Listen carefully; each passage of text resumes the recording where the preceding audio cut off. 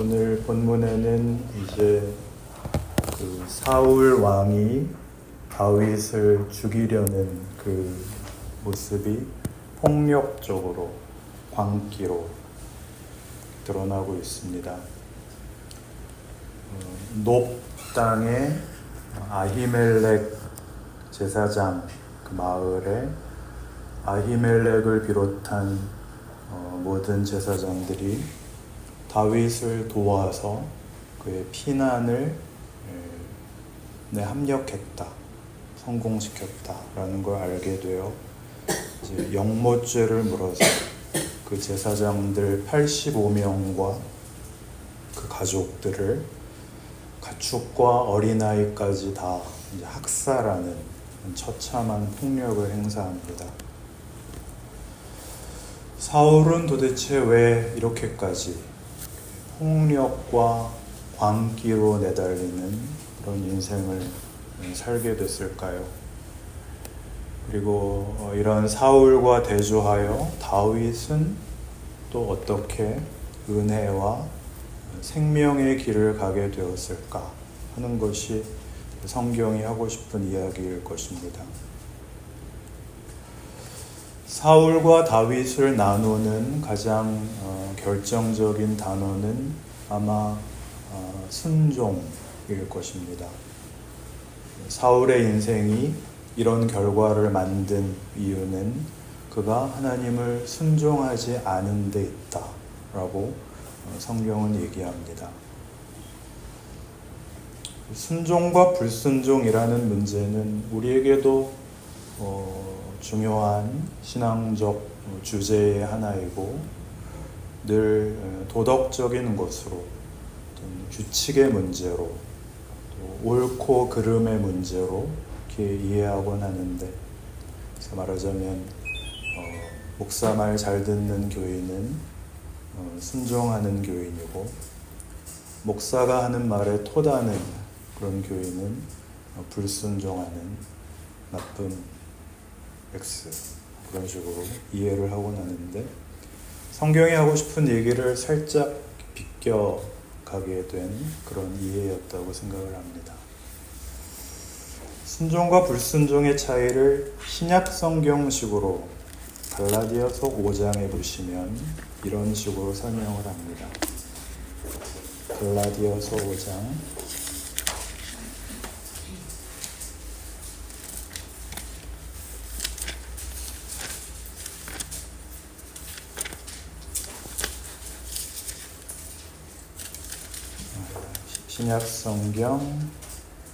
308페이지 갈라디아서 5장 16절.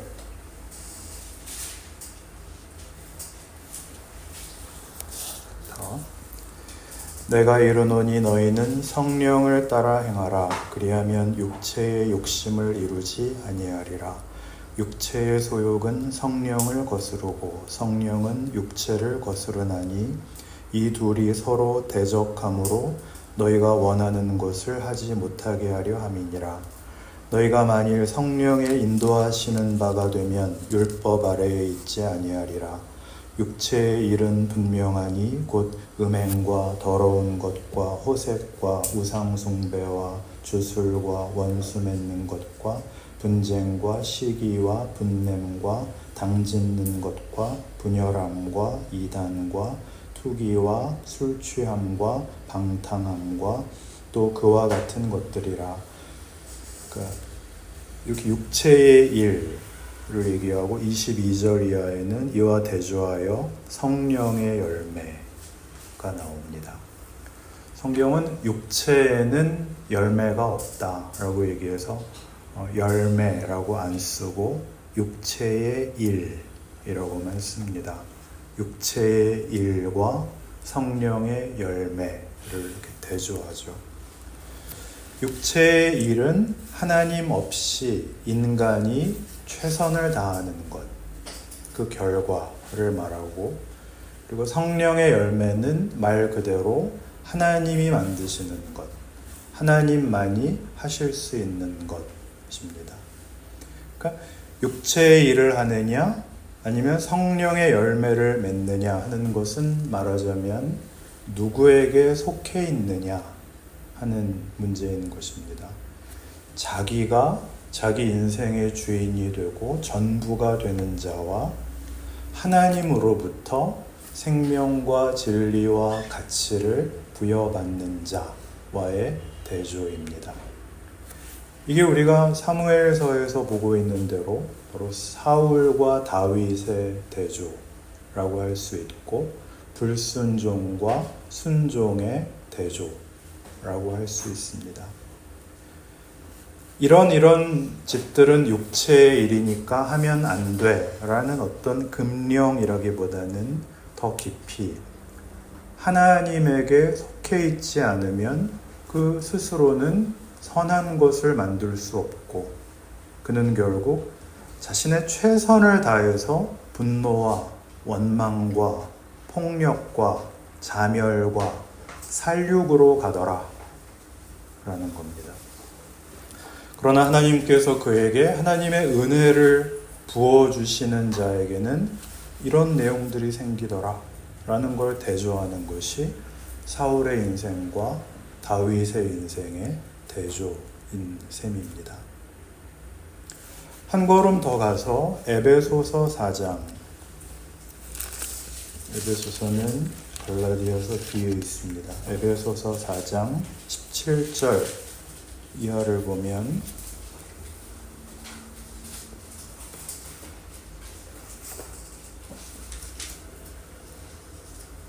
여기는 한번 같이 읽죠. 17절부터 24절까지를 읽겠습니다. 시작. 그러므로 내가 이것을 말하며 주 안에서 증언하노니 이제부터 너희는 이방인이 그 마음에 허망한 것으로 행하는 같이 행하지 말라. 그들의 충동이 어두워지고 그들 가운데 있는 무지함과 그들의 마음이 굳어짐으로 말미암아 하나님의 생명에서 떠나 있도다. 그들이 감각 없는 자가 되어 자신을 방탕에 방임하여 더러운 것을 욕심으로 행하되 오직 너희는 그리스도를 그같이 배우지 아니하느니라. 진리가 예수 안에 있는 것 같이 너희가 참으로 그에게서 듣고 또한 그 안에서 가르침을 받았을진데 너희는 유혹의 욕심을 따라 썩어져가는 구슬을 따르는 옛사람을 벗어버리고 오직 너희 심령이 새롭게 되어 하나님을 따라 의와 진리의 거룩함으로 지으심을 받은 새 사람을 입으라. 여기는 옛사람과 새 사람 이렇게 이제 비교하고 있는데, 사도 바울이 에베소 교회의 성도들에게 하는 얘기입니다.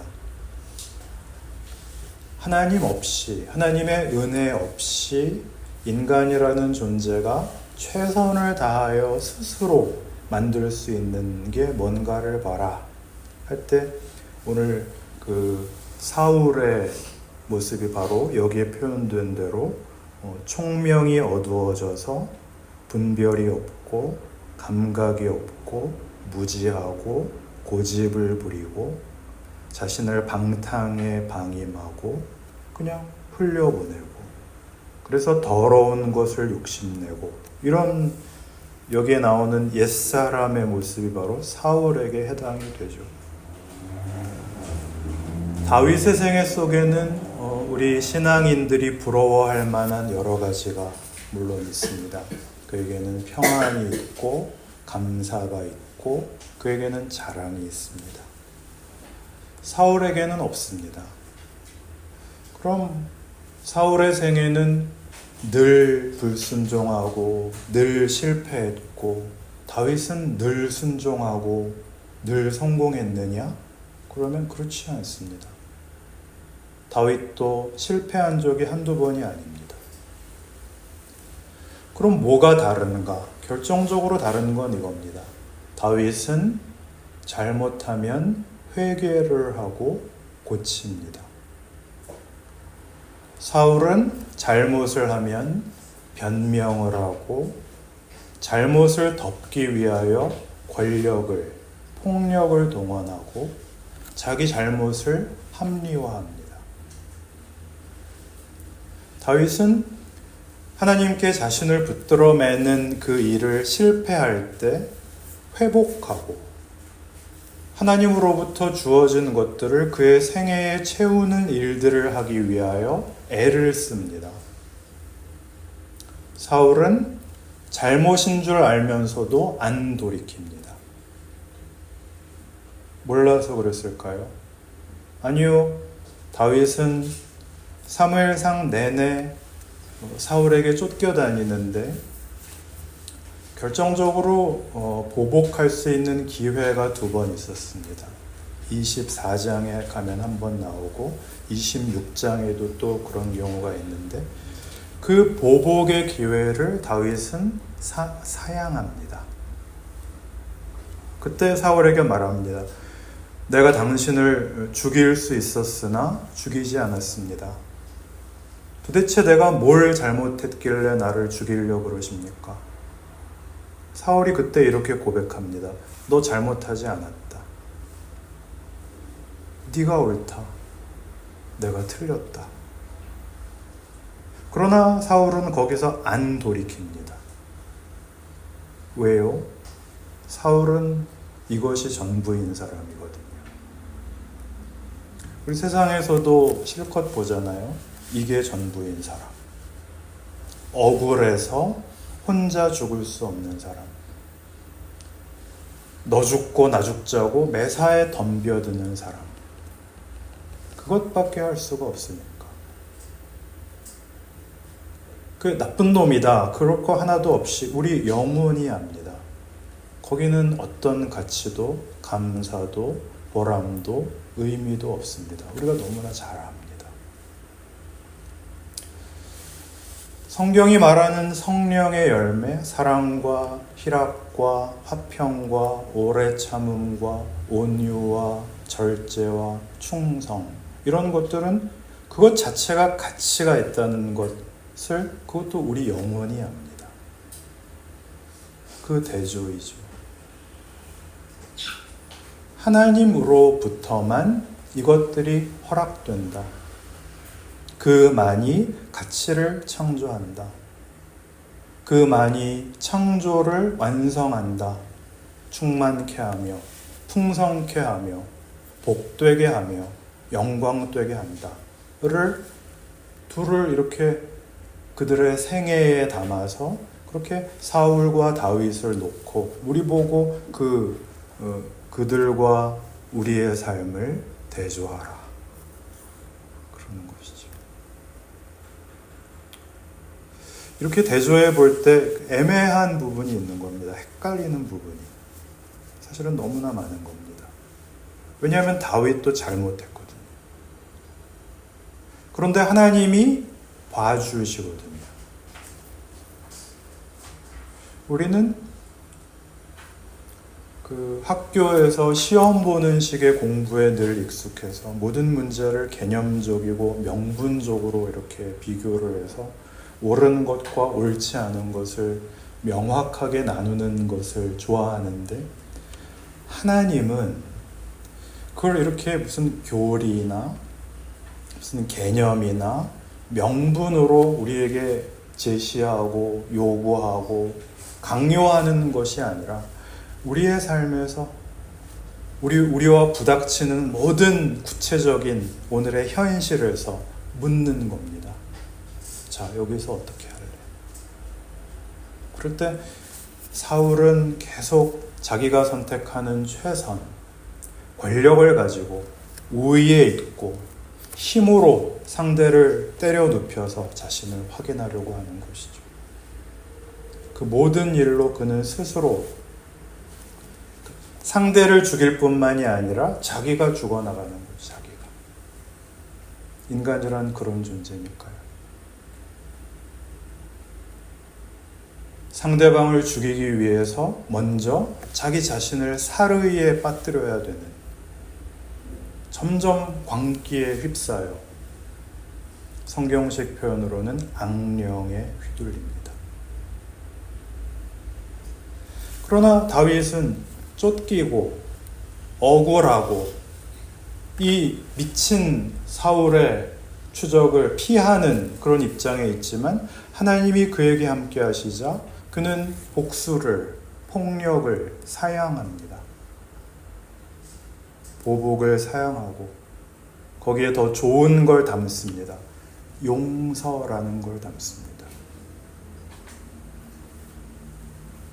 예수님께서 십자가상에서 아버지여 저들을 사하소서 저들이 자기가 하는 일을 알지 못하나이다. 그 용서죠. 같이 매달린 두 강도가 있었죠. 한편 강도는 믿었지만 다른 한편 강도는 안 믿습니다. 한편 강도가 주여 오늘 낙원에 가실 때 나를 기억하옵소서 라고 하자 반대편 강도가 뭐래요? 야, 우리랑 하나도 다를 거 없이 십자가에 죽는 인간한테 뭘 비냐? 너도 저주하고 확 죽어버려라. 시끄럽다. 그렇게밖에는 말할 수가 없는 그런 자리에서 예수님만이 이 말을 하실 수가 있다고요. 아버지여 저들을 사하소서.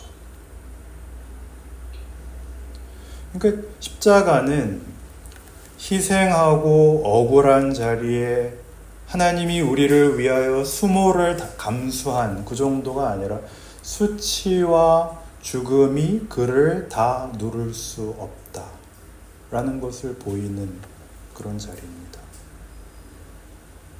그는 거기서 아버지여 저들을 사하소서 라고 말씀하실 수 있는, 그걸 선포하실 수 있는 분인 겁니다.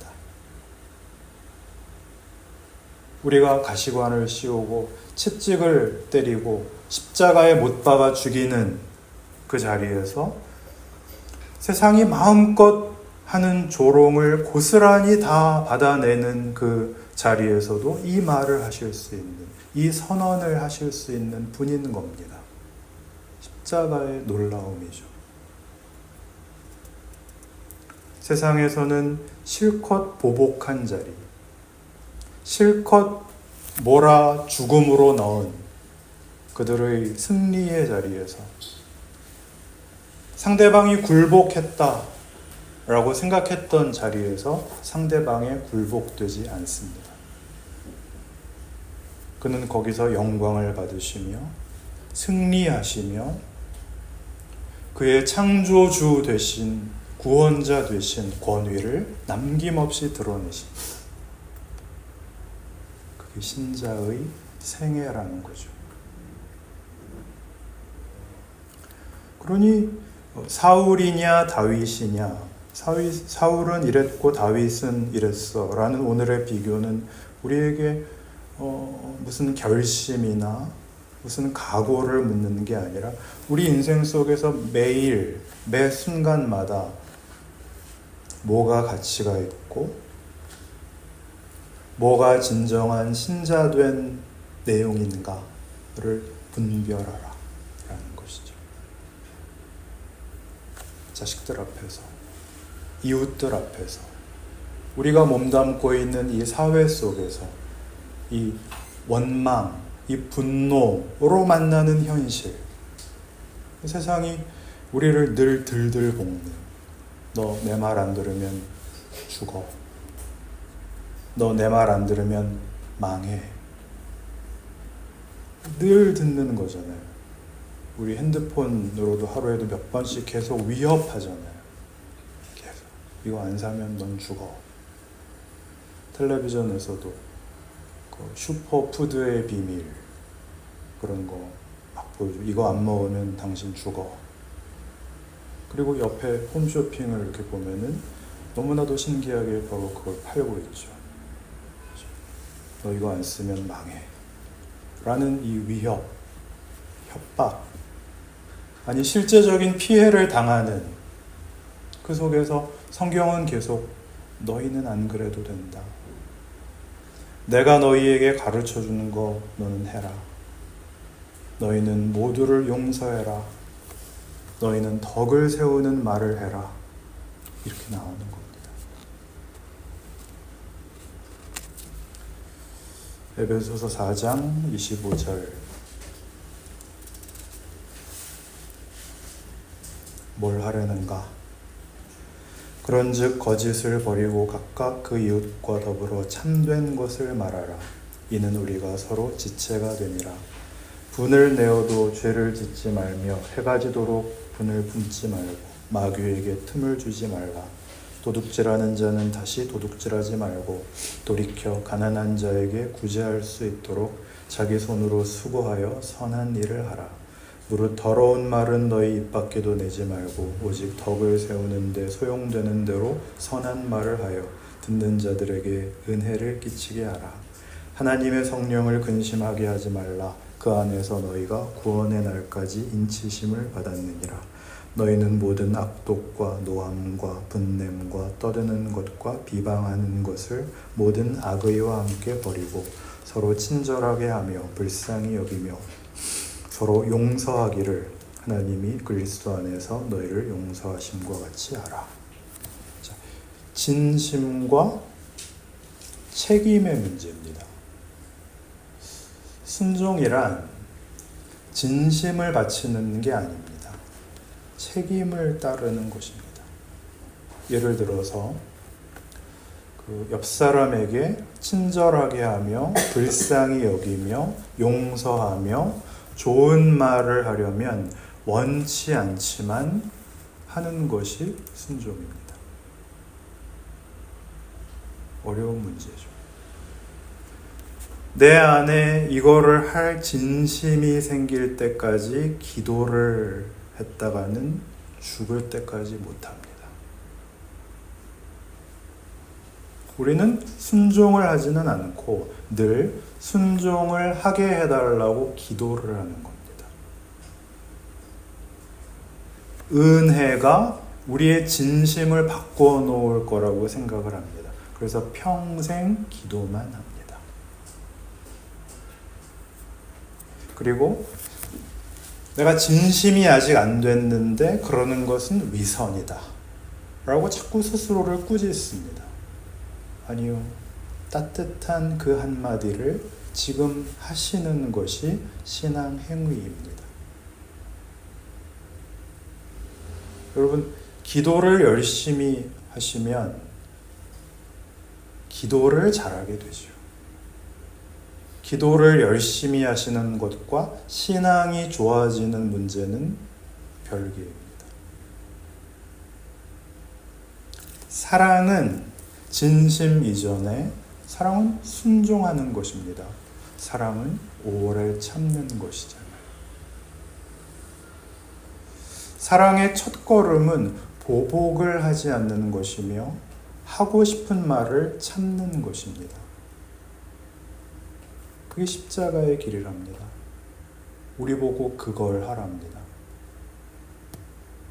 그걸 하면 세상은 너희에게 바보 같다고 할 것이고 너희를 죽이려고 할 것이고 너희가 졌다고 얘기할 것이다. 세상이 이겼다고 할 것이다. 그렇지 않다. 거기가 내가 영광을 담는 길이고 내가 누구인지를 증언하는 하나님의 성의와 지혜의 자리다. 그렇게 얘기합니다. 에베소서 5장 8절에 보시면 이 일을 이렇게 성경은 강조하죠. 너희가 전에는 어둠이더니 이제는 주 안에서 빛이라. 빛의 자녀들처럼 행하라. 빛의 열매는 모든 착함과 의로움과 진실함에 있느니라.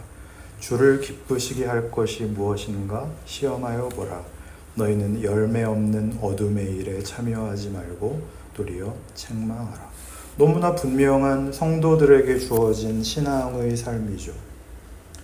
이런 것들은 우리가 교회에 모여서 무슨 영성 훈련 프로그램을 많이 하고 무슨 성경 공부를 많이 하고 그렇게 하면 진심이 충만해져서 이렇게 흘러나오는 것이 아니라 은혜가 우리를 여기로 불렀기 때문에 우리가 이 길을 택해야 하는 것입니다. 5장 1절에 나오는 표현대로 하면은 하나님께 사랑을 받는, 하나님을 본받는 하나님의 자녀로 사는 길로 순종을 선택하는 것입니다. 그래서 매일의 우리의 인생이 있습니다. 하루하루에 반복되는 일상 속에서 조금씩 더 낮게 구는 겁니다. 아내에게, 남편에게, 자식에게, 이웃에 대해서도 다만 착하게 살자, 선행이 아닙니다. 억지스러운 감동이 아니라 우리 속에서 나오는 하나님 없는 자들의 반응과 비교되는 하나님의 자녀의 반응으로 나를 살아내게, 버티게 하는 그게 은혜입니다. 그 은혜가 나를 만들어서 완성의 자리로 끌고 갈 것입니다. 죄를 못 짓게 하는 그런 기계적인 장치가 아니라 은혜가 우리 앞의 길을 우리가 비교하게 합니다. 분별하게 하죠. 선택을 하게 하죠. 해보게 합니다. 심지어 사망에 이르는 길도 가보는 겁니다. 가보고 그거 아니다. 내 아버지의 집은 다르다. 탕자의 비유에 나왔던 얘기죠. 내 아버지 집은 다르다. 이제 나는 은혜가 만드는 영생의 길로 가겠다. 라는 자발성과 결정과 우리를 만드시는 그 일을 위하여 하나님은 오래 참으시는 중에 우리의 인생을 각각의 생애를 허락하십니다. 좋은 믿음을 가지시면 운명적으로 승리의 길을 가는 것이 아닙니다. 그렇게 말하는 건 지난 시간에 얘기한 대로 허황된 것입니다. 원망과 원통과 서름이 신자라고 해서 전혀 면제되지 않는 그런 현실 속에서 매일의 갈등과 도전과 긴장과 불안 속에 있을 수밖에 없는 거기에서 십자가의 길을 선택하는 자랑. 성경이 하라는 대로 해보는 순종. 그것이 열매 맺는 것을 보는 기쁨. 이것이 신자의 현실이며 하나님이 일하시는 하나님의 방법이라고, 부활의 길이라고 성경이 증언하는 것입니다. 이 길을 걸으셔서 예수 믿는 감격을 다른 사람에게서 구경하지 마시고 여러분의 생애와 여러분의 입술로 항복하시는 그런 신자가 되기를 바랍니다. 기도합시다.